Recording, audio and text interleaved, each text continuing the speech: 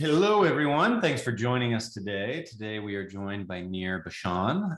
Excited for him to share some of his story. Creativity expert, so comes at it from a different perspective than what we're typically used to hearing. So excited for him to share his story.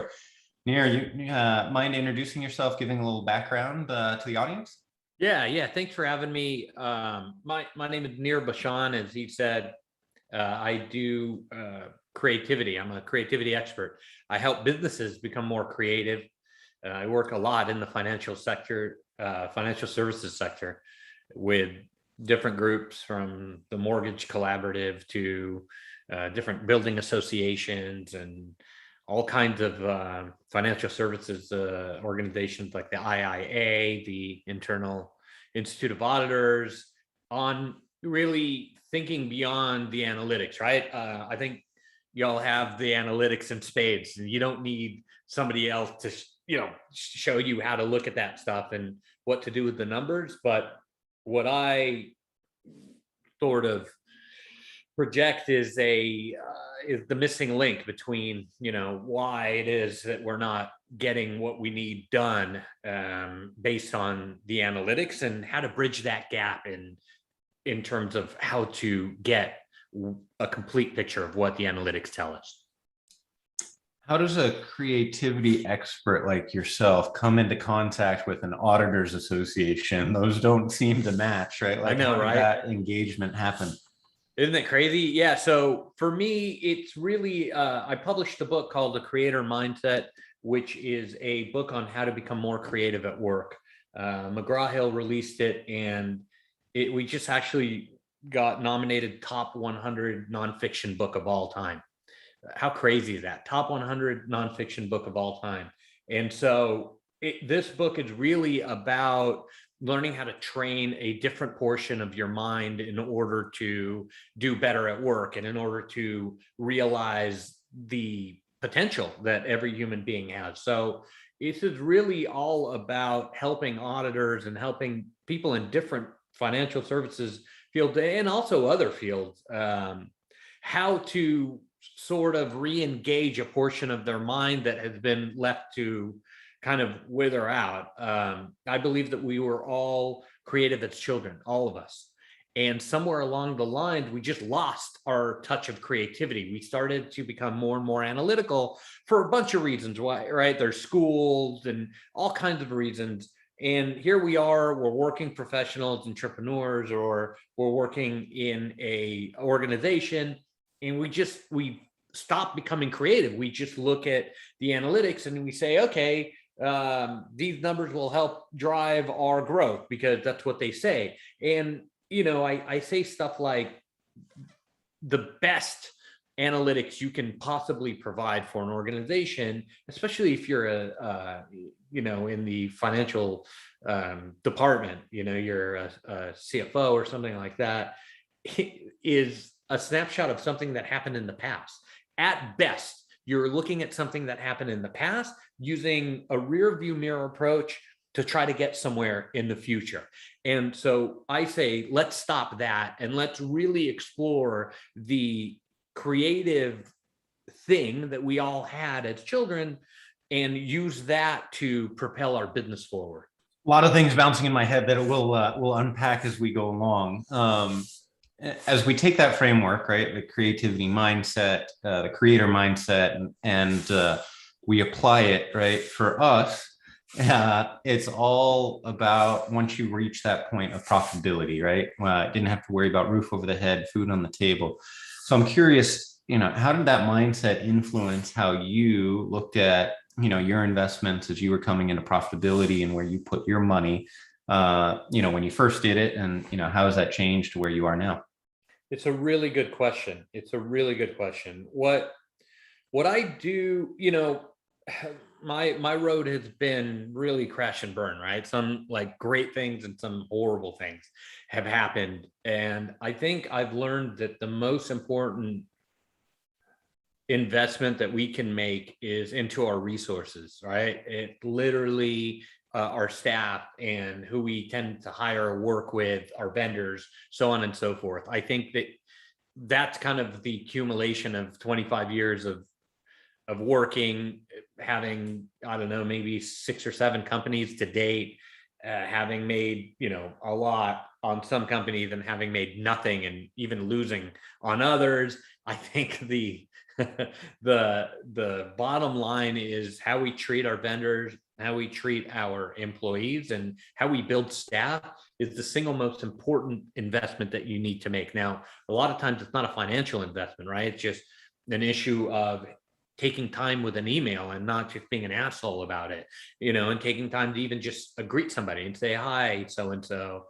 Thanks for the nice note. We're so busy these days. I'm sure you and your audience are on calls nonstop, right? We're all at home, we're on Zoom, and it's just 9 to 5 every day nonstop, right? And so you're like, I don't have time, I just need to reply to this person. So you do the one-liner replies, get this done tomorrow, and then you send it, and people are like, wow, really?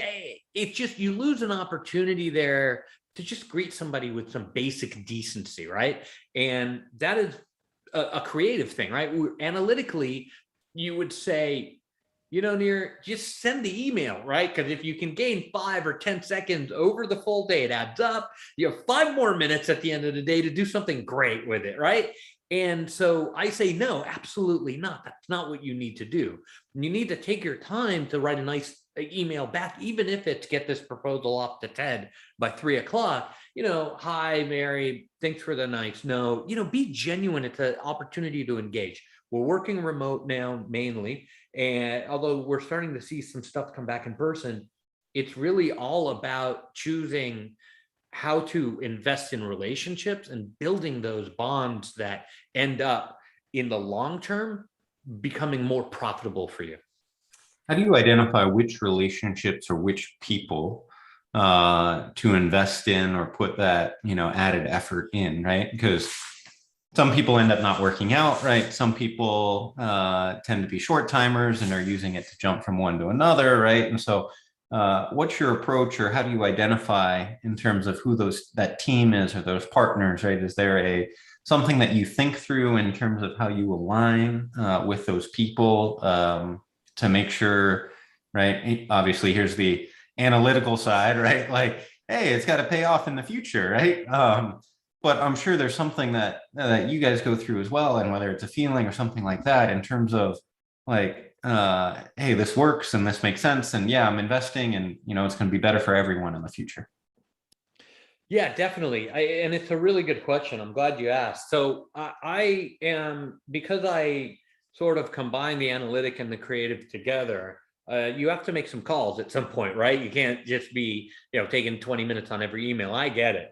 But that's not really what I'm suggesting. I'm suggesting the tangential nature of everything that we do every day can manifest itself in so many different ways. Now, I'm not an artist. I'm not a sculptor. I'm not telling you, align your inner chakras and meditate on, Solomon's 7 tones. I mean, if you want to do that and it's good for you, go for it, right?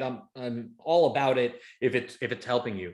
My approach is not that of an artist. My approach is somebody who's really pragmatic, but uses creativity to get result. And so I believe in the tangential nature of the relationship. So you're asking like, okay, well, who do you invest in if you only have so many hours in the day? And I say, well, you never know. That person that's hopping from job to job just might be your next vendor. They might be your next supplier. They might be somebody who you will hire later, or somebody who might hire you. That's happened to me countless times in my career. Countless times, right? It's that like interim that you hire out of school. You're like, dude, like, this guy's not going anywhere, right? You're like, whatever. And then they open up a shop and they like compete against you, right? And you have just so many hours in the day to get work done. I suggest that people invest very heavily in relationships, because those are the only things that stand the test of time. Everything else is bullshit. The Twitter and Instagram and who's popular on whatever is something that comes and goes. And technology in a way is very similar to that. It comes and it goes. But something that stays here forever and really is truly a thing that can be measured regardless of anything is our relationship with people, right? It's always a predictable, always a never ending source of, joy or communication or sometimes even conflict.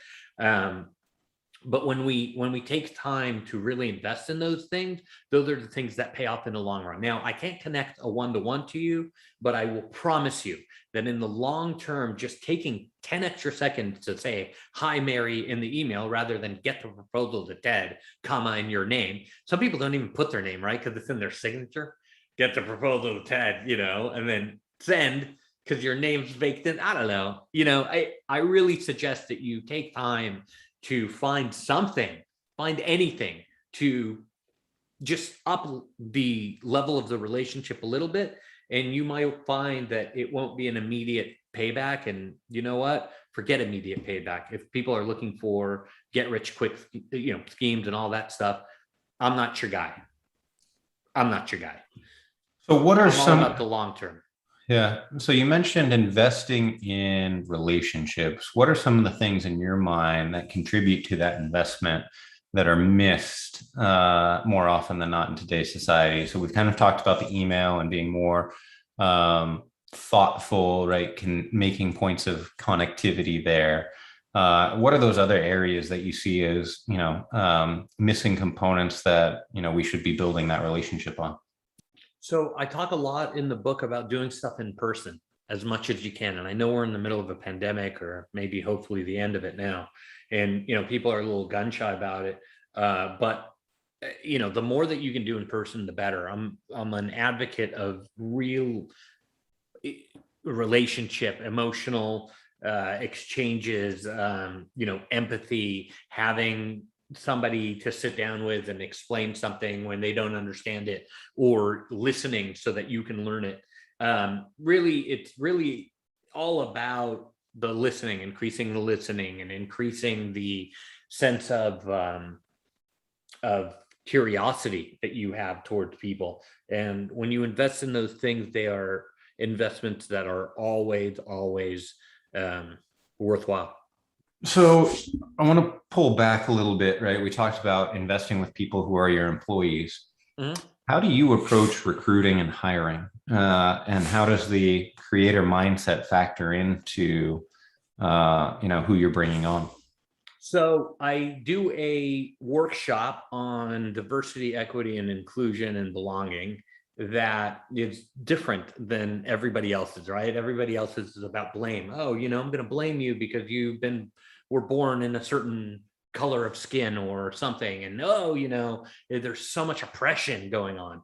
And what I do is I open that talk by talking about how there hasn't been one society on earth that has gotten where they need to go or has elevated themselves by being a victim, right? So we get that off the table first. And then we go into something pretty radical. And honestly, I've never finished the presentation. I've delivered it about a dozen times, and I've never gotten to the end, because generally people who are in the audience are like, wait, I got a question. And I have to break people up into groups in the middle of the talk. I leave the stage. I go, okay, you guys get together, start talking. You guys get together, because people have never heard it this way, right? The creative way to hire people and the creative way to recruit is really all about using your own resources of who you are as a company and who you are as a brand, and really percolating it up through the whole organization, not just a top-down, we need diversity approach, which is what most companies do, but really engaging in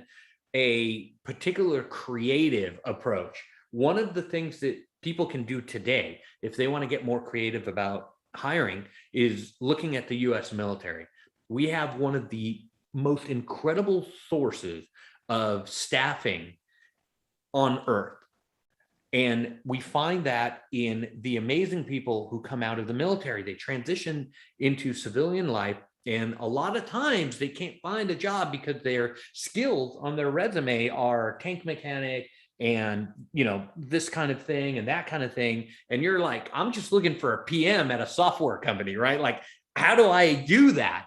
And what people don't realize is that is the exact person that you need, because somebody who has mechanic experience is good at taking a multiple sort of pronged approach to a problem, right? They analyze the problem, make a list of things that they need to do to repair that problem and get that vehicle out the door. So that is a perfect person for a project manager, but people aren't creative for the most part. This is why I do this.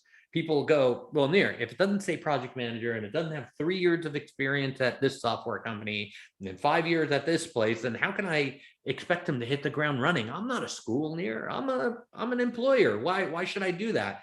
And the answer to that is really simple. One, if you hire from the US military, you get incredibly diverse people that apply. I mean, you're going to get, it's wonderful. Two, you get a chance to have somebody who's mission focused, right? They literally execute mission. So believe me, like getting your software PMing between the vendor who needs to supply this certain piece of code for the software or whatever is going to be like child's play to them. They get it. It's not like mission critical. Nobody's going to die in that situation, which is what they're used to. So so those are really the two things. But the best part is that when you bring in somebody that doesn't have that chronological history on their resume, you get fresh ideas.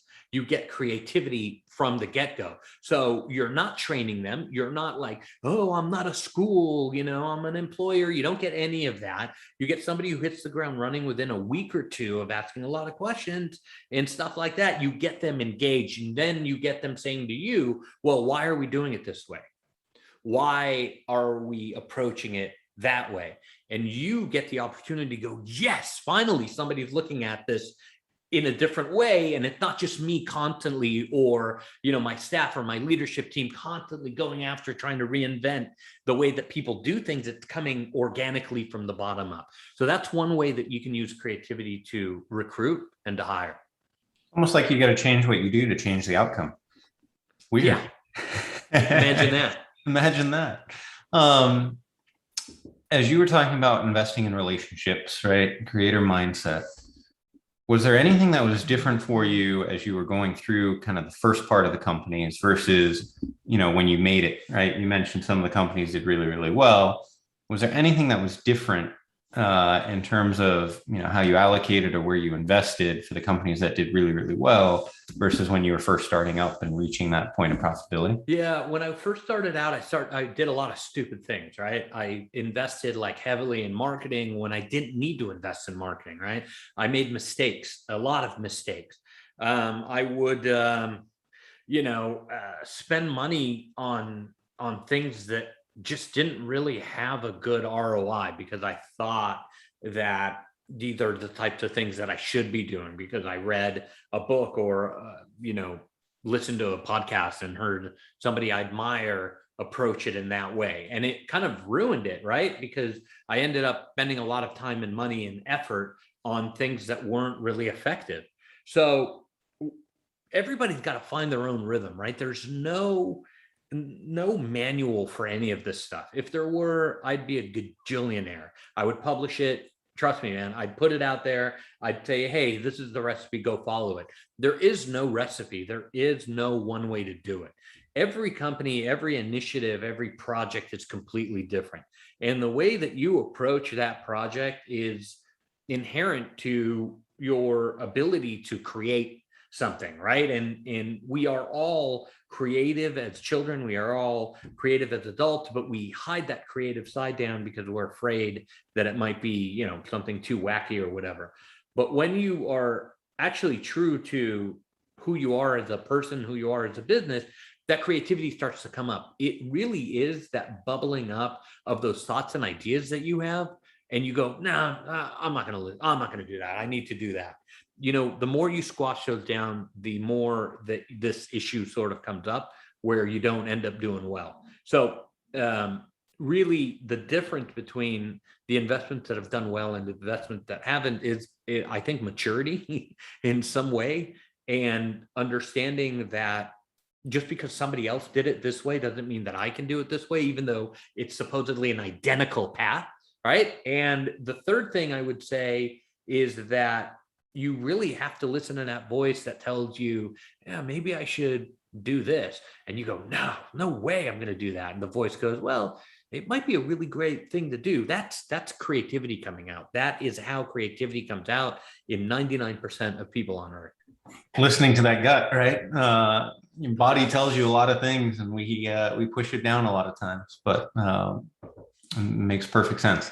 The more I've listened to my gut, the better things have been for me. Right? Because there's something deep down, creativity, that you had as a kid that's telling you like, either this is awesome or stay away, right? And whichever way it is. And the more I suppress it, the more I fight it. And it creates more conflict, right? I'm not being true to myself, right? And so I've learned creativity coming out.